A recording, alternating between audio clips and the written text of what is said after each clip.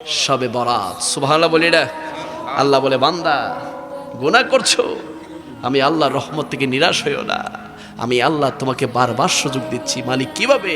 আল্লাহ বলে শবে বরাতে মসজিদে আসো, তাওবাতুন নসুহা করো, জীবনের সকল গুনাহের জন্য, জীবনের সকল পাপের জন্য আমি আল্লাহর কাছে তওবা করো, আমি আল্লাহ লাইলাতুল বরাতের রাতের উসিলায় তোমাকে মাফ করে দিব। জুড়ে বলি সুবহানাল্লাহ।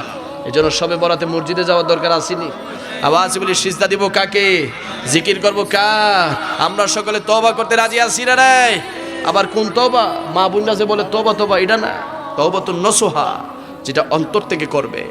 একবার যে গুনাহ থেকে আল্লাহর কাছে ক্ষমা চাইবেন, সেই গুনাহতে আর ফিরে যাবেন না।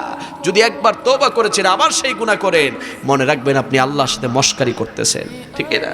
যেন আল্লাহর সাথে মশকারি আল্লাহ সহ্য করে না। আল্লাহ বলে সুযোগ দিয়েছি কাজে লাগাও, সুযোগ দিয়েছি কাজে লাগাও।